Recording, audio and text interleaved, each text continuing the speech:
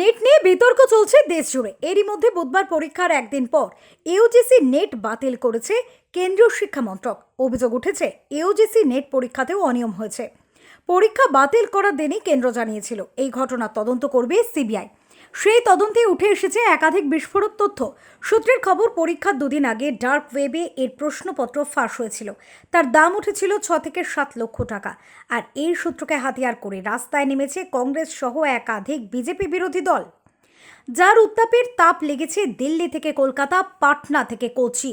বৃহস্পতিবারের পর শুক্রবারও যার ব্যতিক্রম হলো না। তবে প্রশ্ন কোথা থেকে ফাঁস হয়েছে, কারা এর পিছনে রয়েছে তা এখনও জানা যায়নি। তদন্তকারীদের অনুমান, নেট প্রস্তুতির জন্য যে সমস্ত কোচিং সেন্টার আছে সেখান থেকে এই প্রশ্ন ফাঁস হলেও হতে পারে। ইতিমধ্যে কোচিং সেন্টারগুলির ওপর বিশেষ নজর দিয়েছে সিবিআই। ইতিমধ্যে কেন্দ্রীয় শিক্ষামন্ত্রী জানিয়েছেন, স্বচ্ছতা বজায় রেখেই পরীক্ষা নেওয়া তাদের লক্ষ্য, তাই কয়েক দিনের মধ্যেই নতুন পরীক্ষার তারিখ ঘোষণা করা হবে। পরীক্ষা ইউজিসি নেট বাতিল করার প্রসঙ্গে সরকারের গাফিলতির দায় স্বীকার করে নিয়েছেন কেন্দ্রীয় শিক্ষামন্ত্রী ধর্মেন্দ্র প্রধান। তবে কবে ফের নতুন করে পরীক্ষা নেওয়া হবে তা স্পষ্ট নয়। প্রসঙ্গত, ন্যাশনাল টেস্টিং এজেন্সি মঙ্গলবার 18 জুন ইউজিসি নেট পরীক্ষা নিয়েছিল। 9 লক্ষের ওপর পরীক্ষার্থী এই পরীক্ষা দিয়েছিল, কিন্তু ঠিক তার পরের দিনই কেন্দ্রীয় শিক্ষা মন্ত্রক জানিয়ে দেয় সেই পরীক্ষা বাতিল।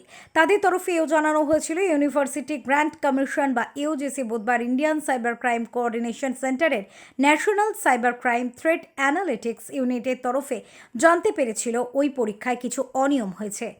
নয়াদিল্লি থেকে সুমন্ত দাশগুপ্তের রিপোর্ট, ওঙ্কার বাংলা।